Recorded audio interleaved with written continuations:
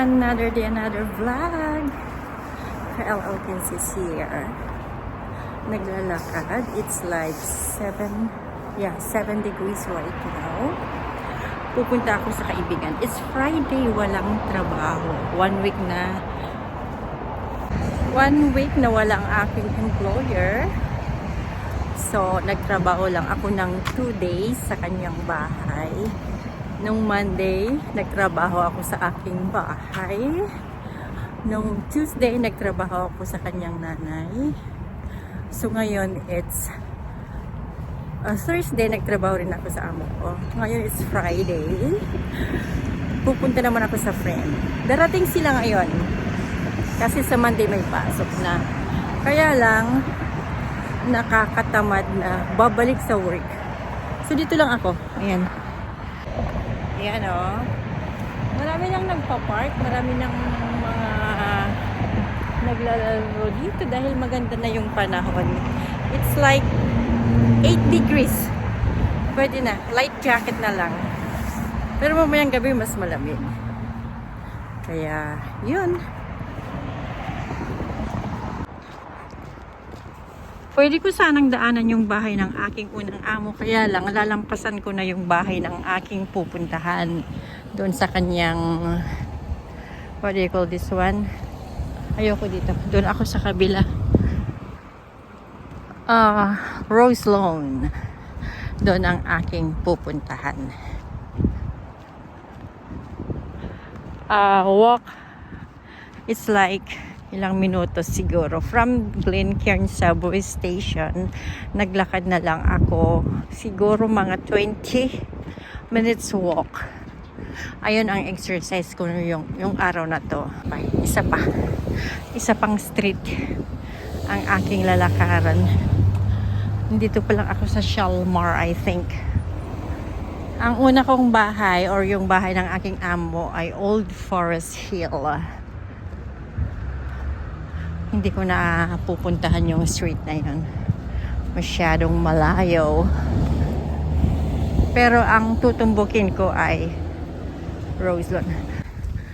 Ngayon ay 1, 2, 3, 4, 5, 6, 7, 12. Ayun, yung brown na yun, ayun ang aming tirahan dati. Tapos yung simbahan, di ba nakikita yung simbahan? Doon sa tabi niya, yung kulay brown din doon. Baba. Yun, ang simbahan. Since ako dumating dito sa Canada, more on lakad talaga. So yan. Karating na ako. So all in all, ang lakad ko ay 23 minutes. Pero kulang pa, hindi pa ako pinagpawisan. At syempre, kakain na ako dito. Ano kayang ulam nila? Yun ang maganda sa kaibigan ko pag pumupunta ako. Dito is kain kate. So kung ano-ano lang yung kinakain ko. Kaya I love this friend of mine dahil marunong siya magluto. At ang kanyang niluto dito, bakit ako nandito ay Spanish bread and basta tingnan ko mamaya kung ano yun.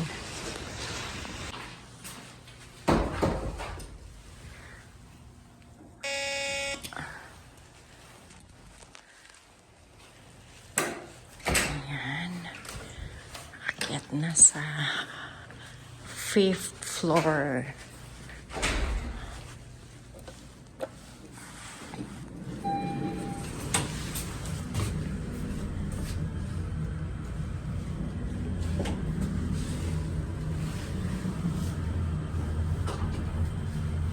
Gusto kong magpagupit, in fairness.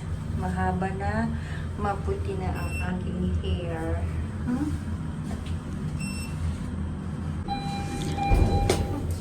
Is it 5? Yeah. For sure, andyan ang mga bata. Baka hindi narinig. Binuksan na kagad. Hello? Hi? Hi? How are you guys? Nag-gisim na talaga gadagitan anak mo. Nako yung lapay ko, simbrot kilamiis.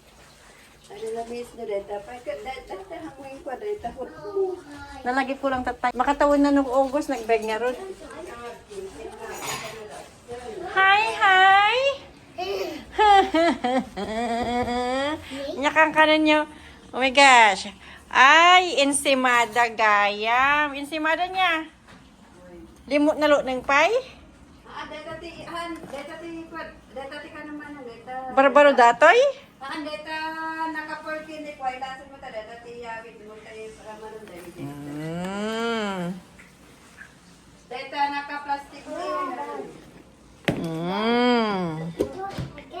Nya datoy ba isa? Ay.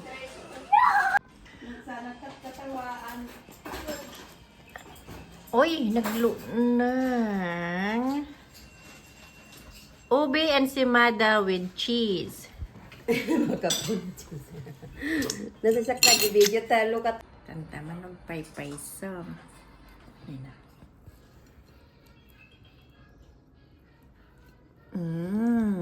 Uy, naimas. Kurang sa Ano at mabitak nga lang.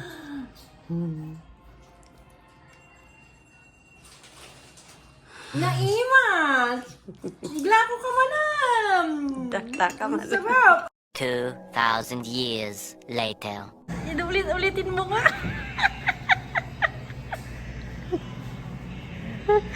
Kasama ko si Kainaman in Canada. Huwag mo nang tanungin kung magkano dahil hindi na ikaw ang magbabayad. Dahil hindi ako magbabayad kasi magkano lang ang pera mo? $10. Hindi. Ipinakita ko sa kanila. Ito lang ang pera ko. Inilabas ko. Pumunta si Tita, money. Pumunta. Gusto mo to? Thank you. Kinuha niya. So wala ka lang $10. Thank you, Kainaman in Canada, sa palibre. At itong una naming kakainin, salad. Nung tawag dito, basta Japanese yan. Next ay tempura. Parang masarap yun. Kilala ka nila? Hindi ka pa sa sigarin? Wala na yan, diretso na yan. Naubos ko na ang salmon. Diyan pa ang rice. Sushi. Busog na ako. Busog na rin siya for sure.